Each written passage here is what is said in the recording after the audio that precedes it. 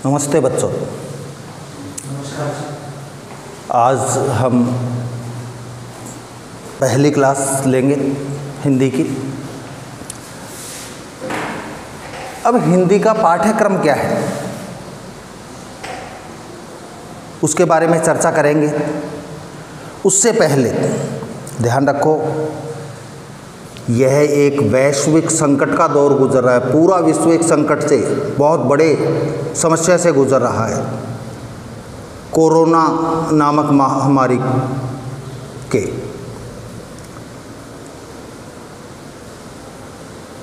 अब आगे का समय, कुछ माह हमको इसी के साथ जीना होगा जब तक इसकी कोई वैक्सीन नहीं आती है।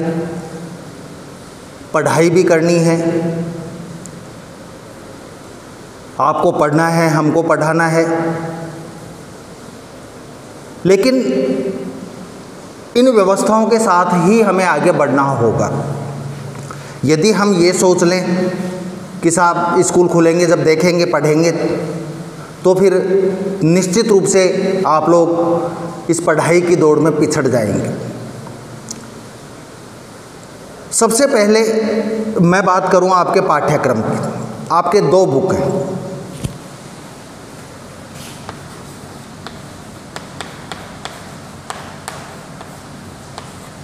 एक तो है आरोह और दूसरी है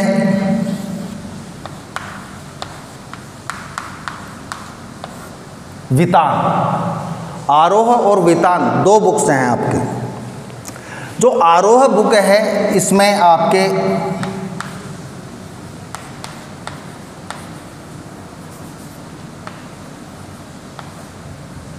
गद्य और पद्य दोनों हैं। आरोह बुक में आपके गद्य और पद्य दोनों हैं, जबकि जो वितान बुक है ये आपके इसमें 4 चैप्टर हैं आपके। राजस्थान की पृष्ठभूमि पर आधारित एक चैप्टर है, एक चैप्टर आपके लता मंगेशकर के बारे में है, एक आलो आंध्री है। मतलब ये 2 बुक है, प्लस आपके व्याकरण है। इसमें पत्र निबंध यानी एक संवाद सेतु है।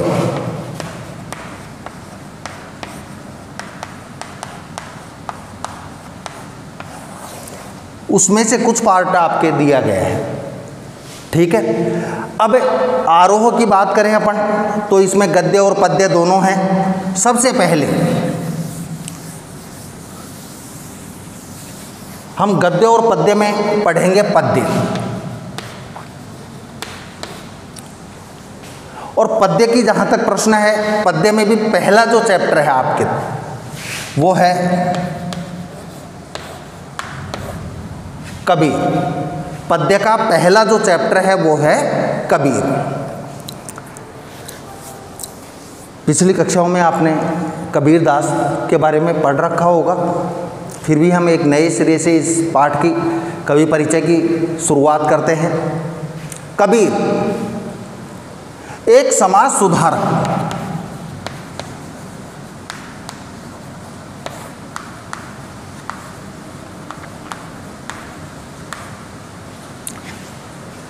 कबीर एक समाज सुधारक थे साहब, एक विचारक थे कबीर, जिनका उद्देश्य क्या था। कबीर का उद्देश्य कभी भी ये नहीं रहा कि साहब मैं किताबों में छपूं, बच्चों के द्वारा मैं पढ़ा जाऊं। कबीर का उद्देश्य एक ही था कि समाज में सुधार होना चाहिए, समाज में परिवर्तन होना चाहिए, समाज में बदलाव होना चाहिए। और समाज में परिवर्तनों के अग्रदूत कहे जा सकते हैं कबीर। आगे बढ़कर उन्होंने नेतृत्व किया है। कबीर का क्या जीवन परिचय है, कहाँ इनका जन्म हुआ, कब इनका जन्म हुआ, कौन माता पिता थे, ये इन सारी बातों की हम अभी चर्चा करेंगे।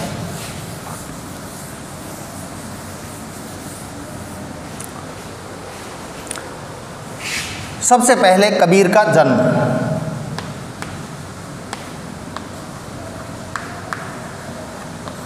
और मृत्यु।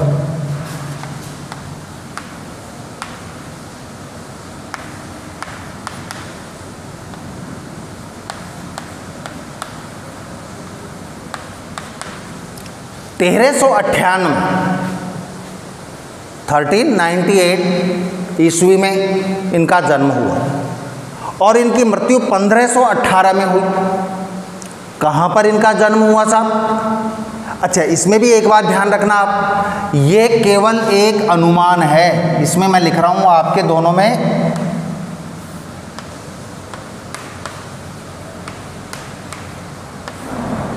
लगभग, पक्का नहीं है, क्योंकि कई बुक्स में बहुत से विद्वान एक मत नहीं है इस बारे में, क्योंकि कई लोग 1396 में बताते हैं कबीर का जन्म, कुछ 1398 बताते हैं कुछ, और कुछ 1399 भी बताते हैं। एक दो दिन का अंतर वो चल जाए, इतना लंबा 4-4 साल का अंतर नहीं चल सकता। मैंने 1398 बताया है। इसका कारण यही है कि ज़्यादातर विद्वान साहित्य के वो 1398 पर सहमत हैं। अब क्या कारण है कि कबीर के जन्म में इतना अंतर आ रहा है? आप लोगों की मैं बात करूं, आपको पैदा होने का दिन, वार और साल तक याद है। कुछ बच्चों को तो इतना तक मालूम होगा कितने बजकर कितने मिनट पर पैदा हुए। ये आपको कहाँ से पता चला? माता पिता के द्वारा, दादा दादी के द्वारा, परिवार वालों के द्वारा ही पता चला। तो फिर कबीर का जन्म निश्चित क्यों नहीं है? मतभेद क्यों है, भ्रांति क्यों है कबीर के जन्म के बारे में? इसमें सबसे मुख्य बात जो है वो ये है, कबीर के माता पिता का ही पता नहीं है। कौन थे कबीर के माता पिता? इसमें दो मत आते हैं कबीर के माता पिता के बारे में। पहला मत तो ये है, कुछ विद्वान बताते हैं कि साहब एक ब्राह्मण था, वो मर गया। ब्राह्मण था, मर गया। बात को बहुत गहराई से समझना, ध्यान से समझना, तब समझ में आएगी। वो ब्राह्मण मर गया। अब ब्राह्मण के मरने के 11 महीने बाद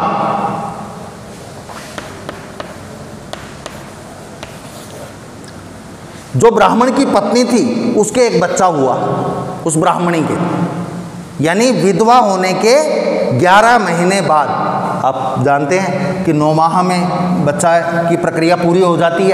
अब ये 11 महीने में हुआ, इसका मतलब क्या हो सकता है? अवैध संतान। भाई वो अवैध संतान था। अब ब्राह्मणी लोक लज्जा के भय से, भाई लोग क्या कहेंगे, इस लोक लज्जा के भय से उस विधवा ब्राह्मणी ने उस बच्चे को त्याग दिया, कोई नदी में के पास छोड़ आई। एक तो अच्छा, दोनों जो घटनाएं हैं ये जुड़ेंगे आपस में, समझ में आ गया? तो उस विधवा ब्राह्मणी ने तो छोड़ ही दिया बच्चे को। अब बच्चे को क्या मालूम चले, कौन बताए तू कब पैदा हुआ, कब तुम्हारा जन्म हुआ? पहली बात। दूसरी बात, एक तो इनका जन्म काशी के निकट लहरतारा नामक जगह इनका जन्म हुआ था और इनकी मृत्यु हुई थी काशी के पास में ही एक जगह है जो आज बनारस है, मगहर, यहाँ इनकी मृत्यु हुई थी। लहरतारा के पास इनका जन्म हुआ था और मगहर नामक गांव में इनकी मृत्यु हुई थी। अब दूसरा जो तथ्य है, काशी में उस समय, काशी आज बनारस, एक जुलाहा दंपत्ति थे।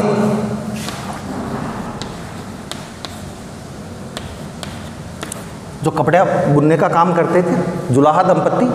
काशी में एक जुलाहा दंपत्ति थे। ये दंपत्ति यानी पति पत्नी एक बार तीर्थ यात्रा करने जाते हैं, दोनों पति पत्नी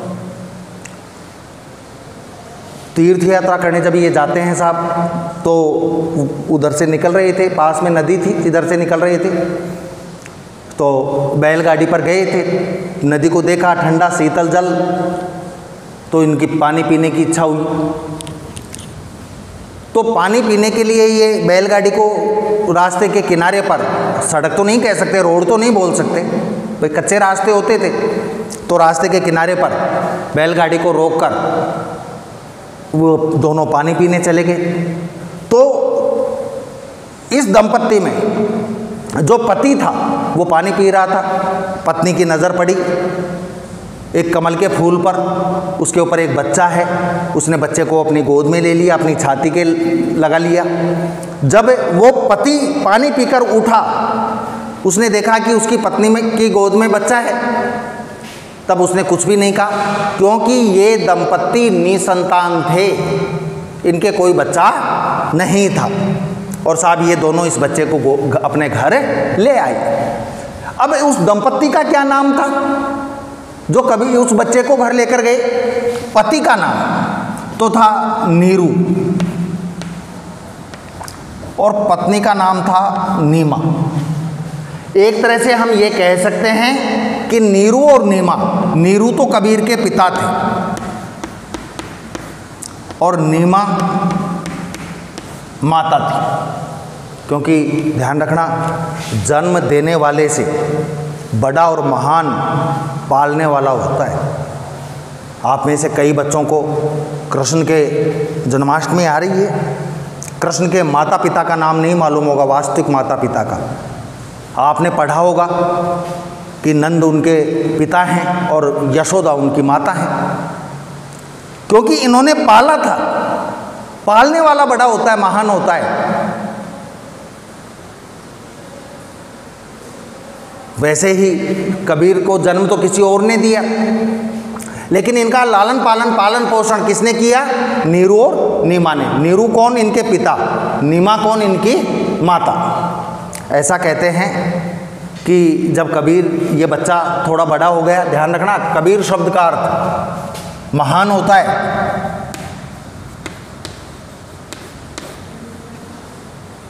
ये कबीर जब बच्चा बड़ा हुआ तो इनको अध्ययन के लिए, पढ़ने के लिए गुरुकुल में भेजा। तो इनके गुरु हुए साहब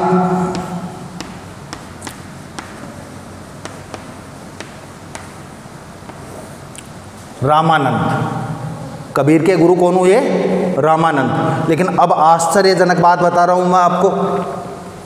गुरुकुल में गए ये कुछ दिन, बहुत कम समय, वहाँ इनका मन नहीं लगा और ये गुरुकुल छोड़कर वापस घर आ गए। सरल शब्दों में यदि हम कहें, कबीर पढ़े लिखे थे ही नहीं, बिल्कुल अनपढ़ थे, निरक्षर। यानी कैसे कबूतर भी कबीर नहीं जानते थे, पढ़ाई नहीं। फिर आप में से किसी के मन में प्रश्न आए कि साहब जब ये पढ़े लिखे ही नहीं थे कबीर, तो इनकी बातें बुक्स में कैसे आ रही है? क्योंकि आज तो पढ़े लिखों की नहीं छपती बुक्स में, जो भी सिलेबस में, पाठ्यक्रम में। देखो कबीर ने उपदेश दिए, क्योंकि इनका उद्देश्य तो एक ही था, समाज सुधार का। समाज में कोई गुण अवगुण, कोई समस्या हो उसका समाधान करें, अच्छा समाज बने, अच्छा व्यक्ति बने। यदि व्यक्ति अच्छा बनेगा, परिवार अच्छा होगा, परिवार अच्छा होगा तो समाज अच्छा बनेगा, समाज अच्छा होगा तो राष्ट्र अच्छा बनेगा। ये उद्देश्य था इनका। तो इनको ज्ञान कैसे हुआ? ध्यान रखना, अभी भी मैं अपनी बात पर हूँ। कबीर बिल्कुल निरक्षर थे, अनपढ़ थे, कुछ भी नहीं पढ़ा लिखा था, लिख भी नहीं सकते थे। इसमें है भी तुम्हारे बुक में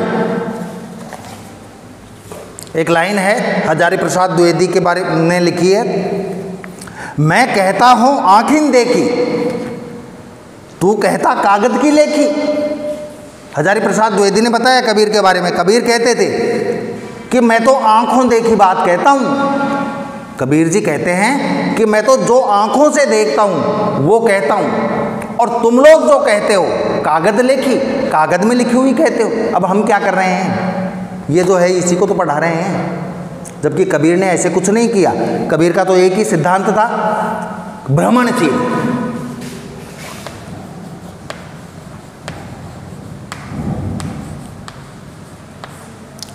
इनको भ्रमण करना, घूमना बड़ा अच्छा लगता था, भ्रमणशील थे। तो ये जगह जगह जाते, जैसे भ्रमण करते हुए घूमते हुए जयपुर आ गए साहब। अब जयपुर आकर 10 दिन जयपुर रहे ही, 10 दिन में 100 लोगों से मिले जयपुर में। अब 10 दिन में 100 लोगों से मिले, उनसे बात हुई, तो वो 100 लोग कुछ बोलेंगे वो कबीर सुनेंगे, कबीर बोलेंगे वो 100 लोग सुनेंगे। तो 100 लोगों से मिले तो 100 शब्द तो सीखेंगे जयपुरी भाषा के, ढूंढाड़ी के, यहाँ की जो स्थानीय भाषा है उसके 100 शब्द कबीर सीख गए। फिर जयपुर से चलकर अजमेर पहुँच गए, 5 दिन अजमेर रहे, 5 दिन में अजमेर की भाषा के 50 शब्द सीख गए। फिर आगे बढ़ते गए। इस तरह उन्होंने पूरे भारत का भ्रमण किया। और जब पूरे भारत का भ्रमण किया तो विभिन्न स्थानीय शब्दों का कोश इनका बहुत बृहत हो गया, बहुत बड़ा हो गया। तो उस भाषा में इन्होंने उपदेश दिए। क्वेश्चन निकल रहा है, कबीर की भाषा कौन सी कहलाती है? तो साहब कबीर की भाषा है सदुकड़ी।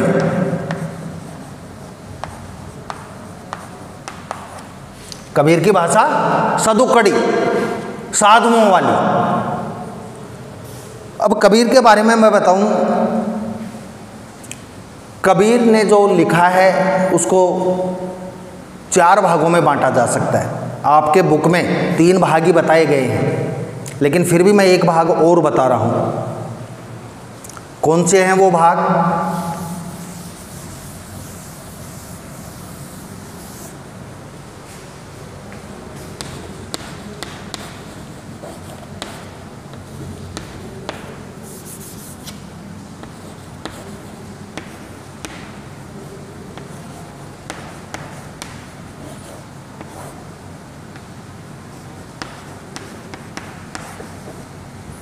साखी, पद, शबद और रमैनी।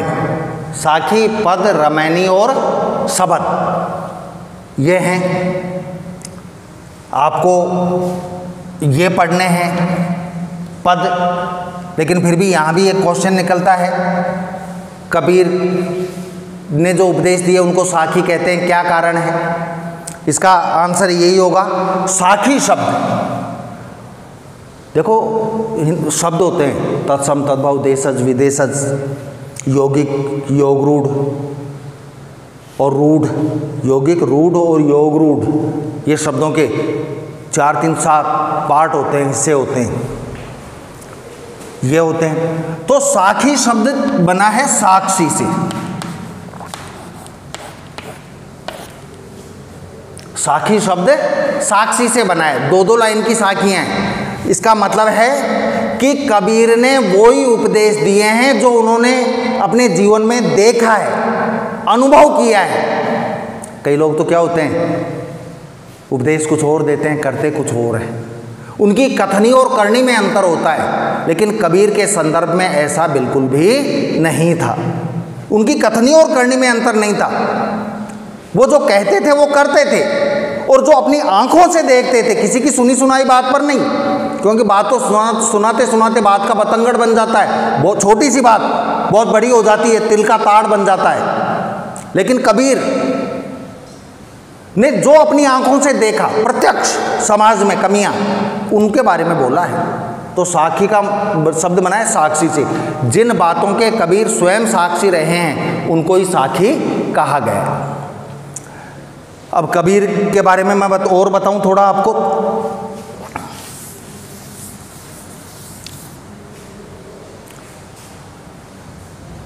कबीर ने अभी मैंने थोड़ी देर पहले बताया था कि अनपढ़ थे, निरक्षर थे,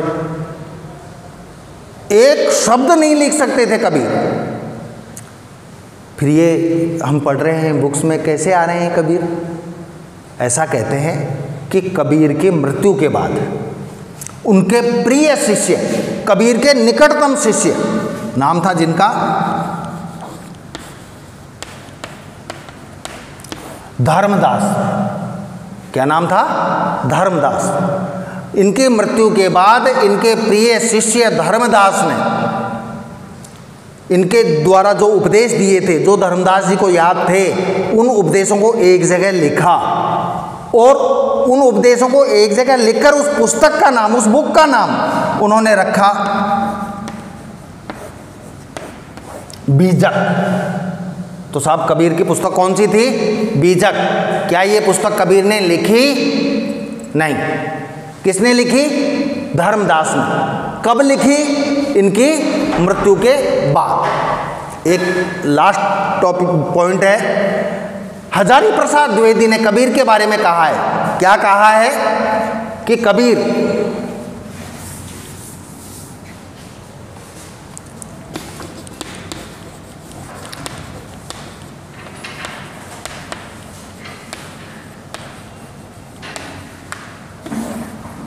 क्या थे? वाणी के डिक्टेटर थे। डिक्टेटर, तानाशाह। मतलब कबीर को जो कहना है वो कहना ही है। स्वाभाविक है, कुछ को अच्छा लगेगा, कुछ को गलत लगेगा। ध्यान रखना, कबीर को वाणी का डिक्टेटर किसने कहा? हजारी प्रसाद द्विवेदी ने। आगे जो बचा हुआ है इसका अध्ययन हम नेक्स्ट क्लास में करेंगे। धन्यवाद।